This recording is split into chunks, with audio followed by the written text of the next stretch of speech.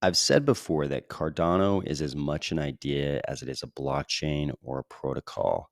That idea is really about having an alternative to a hard place where people feel stuck between inefficient, bureaucratic, impossibly conflicted governments and big tech companies seemingly bent on monetizing our very act of breathing at the expense of our liberties and freedoms that were won over the course of centuries and through the sacrifices of our ancestors. To escape a sinking ship, you deploy the life rafts. To get off a falling plane, you look for a parachute. Our current predicament is similar. No one's coming to save us. We're on our own. But Cardano is built to be this self rescue plan that can get us out of this mess. Ready? Let's go.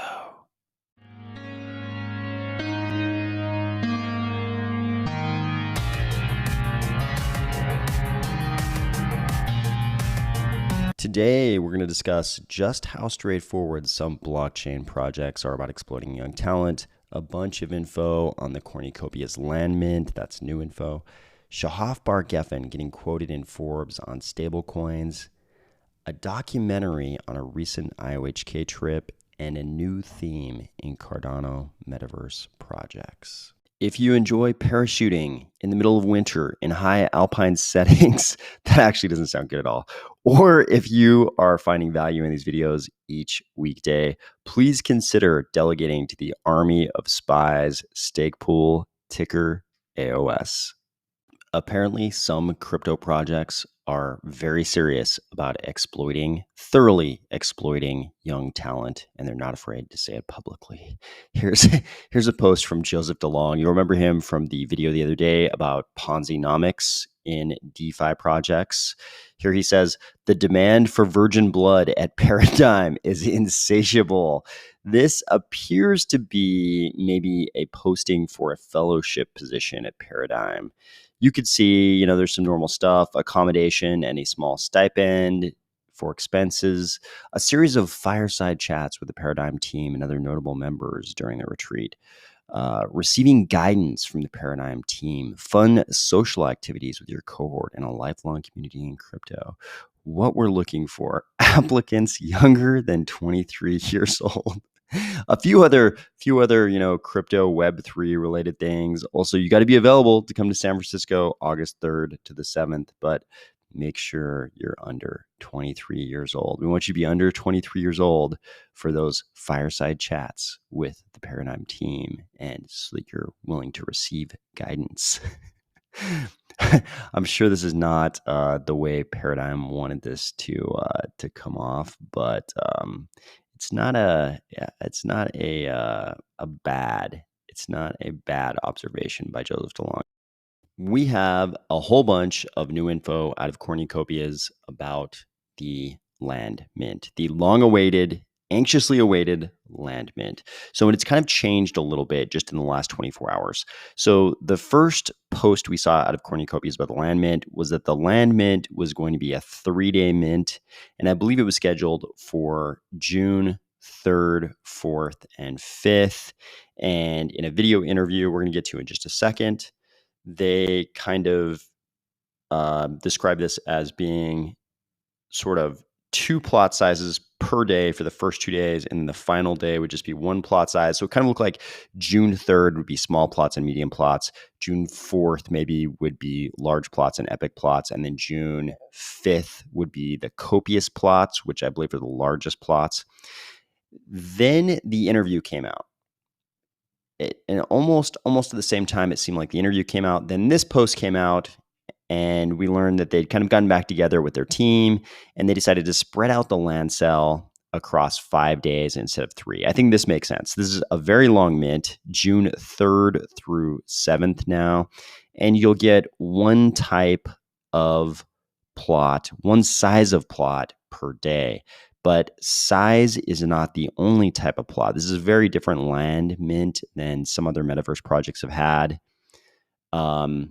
There are sizes, and there are also rarities. So just within the small plots, you're also going to have various rarities like we see with normal NFTs. With a lot of NFTs, we'll see common, uncommon, epic, and then legendary, or in the case of Cornucopias, I believe it's going to be mythic. So in a given day, we'll have the minting of small plots, and these small plots will have various rarities. Then the next day, we're going to have medium plots, again, various rarities, large plots, epic plots, and copious plots. Also, don't forget, this is a whitelisted mint. Cornucopias has their own sort of homegrown minting system, and there are tiers to this whitelisted mint. You've got people who hold the OG role in the Cornucopias Discord. You've got people who have the Bubble Jet or GTI Javelin NFTs. You've got people who've been in the Cornucopias Discord for a certain amount of time, and people who might have joined the Cornucopias Discord more recently. And to qualify your membership in each of those tiers, you have had to have done certain things, sort of both inside Discord and inside the Cornucopias minting system. This is the same minting system they've used for the last two tree mints, the sort of first NFT tree mint and the second NFT fruit tree mint. So if you've participated in those successfully, you already know about this system, and we've covered it before on this channel. Paul also did a great interview with Rob and Josh of Cornucopias on his channel.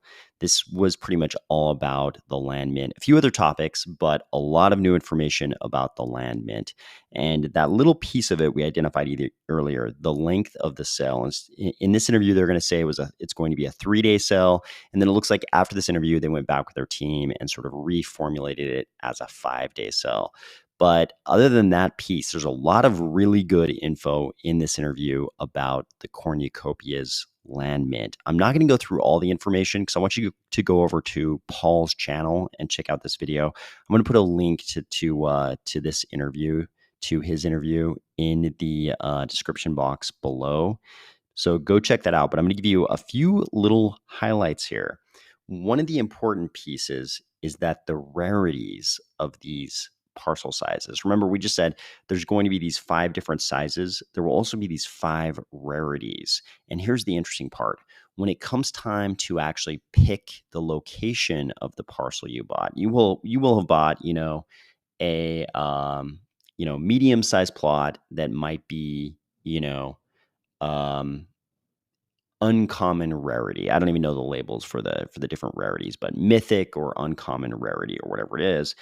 And depending on the rarity, that will determine the order in which you get to pick the location of your parcel. Usually the way it works, you mint your parcel in a normal Cardano metaverse project. All of the parcels are the same size. You mint your parcel, and then at some point they lay out a map that sort of randomly assigns the location of your parcel. And you're like, oh, I got a waterfront parcel. I got a parcel on the beach. My parcel is next to the arena. In Cornucopias, the way it's going to work, the map will come out, and then depending on the rarity level, that'll determine the order in which you get to pick the location of your parcel.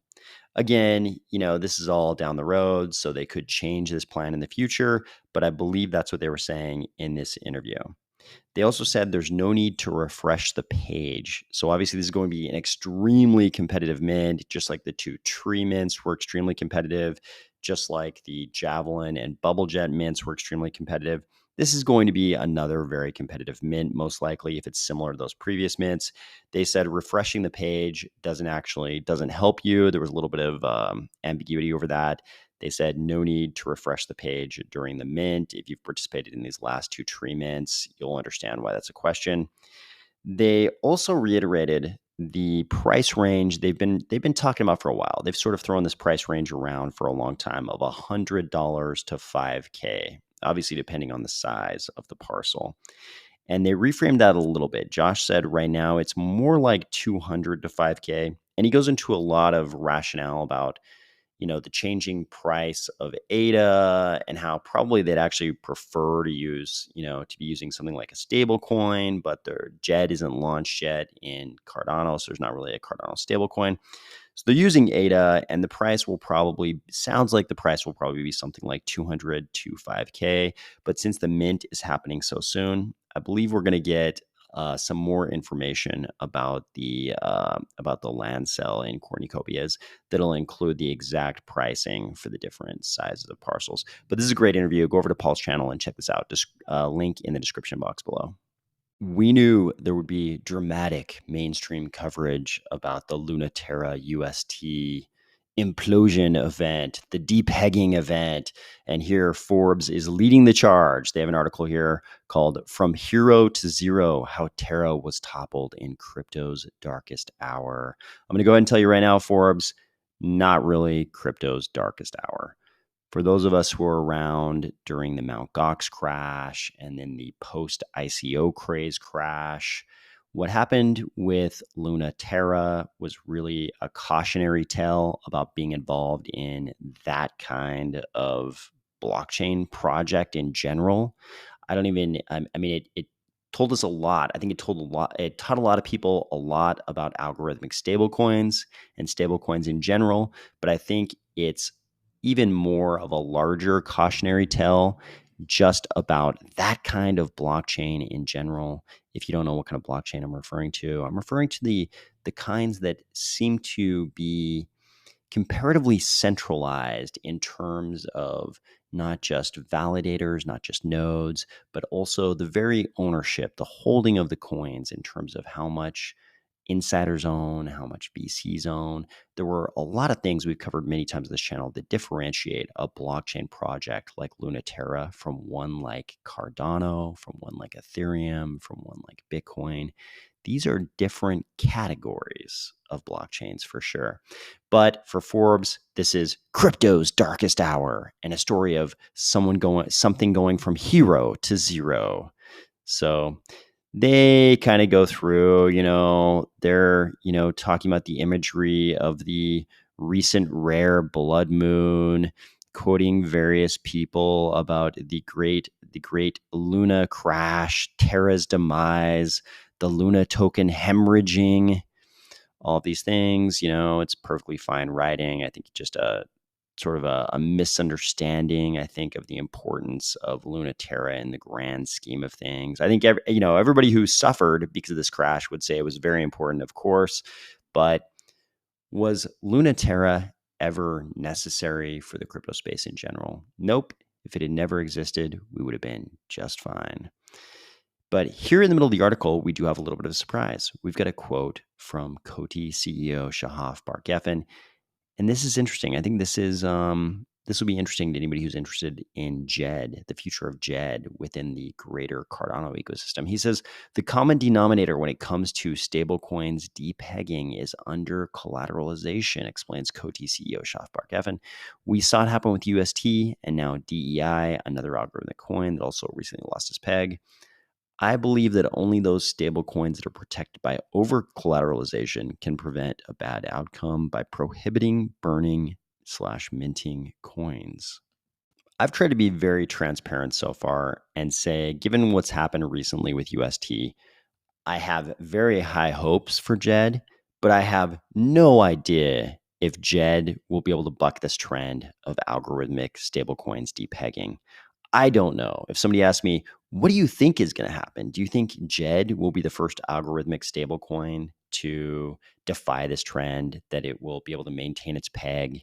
Or do you think it will suffer the same fate as many algorithmic stablecoins have so far of depegging?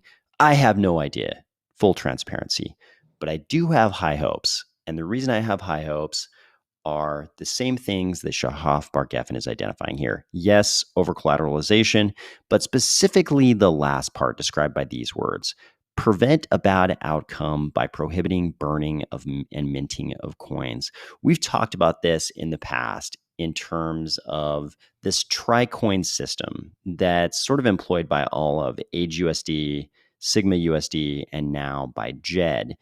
You've got ADA, JED, and Shen. And with JED and Shen, there are pretty much four things that can happen in this JED system. So you can mint and burn JED, and you can mint and burn Shen. Then there's this band. There's this set of values. And when you're within this good band of values of over collateralization, but not too much over collateralization and not too little collateralization, you can do all four of those things. You can mint and burn JED, you can mint and burn Shen. But if the ratio gets too high, two of those things go away.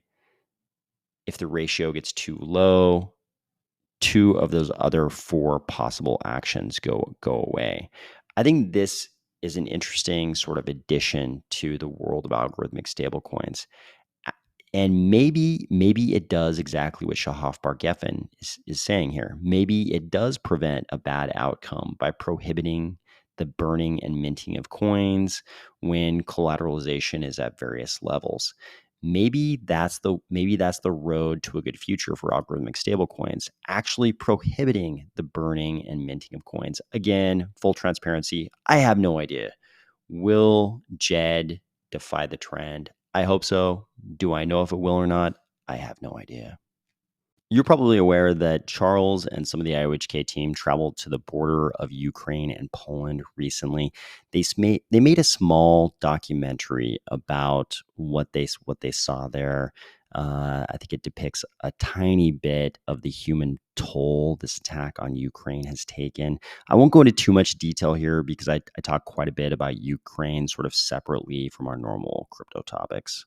Finally, I think there's an emerging theme with Cardano metaverse projects, and that's that we might have little buddies to accompany us on our excursions, our adventures in these virtual worlds. I think we first started seeing it with Povs in Pavia. It was clear that they would be sort of running around Pavia and maybe we would be capturing them. But the part that was unclear is what happens after you capture them. I mean, it was like, do you eat them? Are they your friends? You know, are they livestock? Like, what is going on here? We don't know. I hope it's that they're our friends. They sort of befriend us in some way after we capture them. It looks like that's definitely the case with ADA minions in Carda Station. This is a post from some time ago, but Carda Station had this to say: exciting news. ADA minions are coming this weekend to accompany you on your adventures in Carda Station. And here we can see a very cute little ADA minion all suited up in his moon gear. Look, he's kind of sad. Later on in the video, something happens to make him happy. This video is very well done. The music is perfect. The visuals are perfect. I would say go check this out. If you want to see a great way to introduce a new feature in a Cardano metaverse project, this was a very, very well done video. So very good work by whoever created this. I hope everybody is gearing up for a great weekend. I think it's spring in most of the world. So hopefully you're getting ready to go enjoy the outdoors. I think a lot of us in crypto probably spend a lot of time indoors doing crypto things, but this would be a great weekend to get outside and do something fun. I think I'm no longer sick, so hopefully I'll get to get outside and do something fun as well. And I will talk to you soon.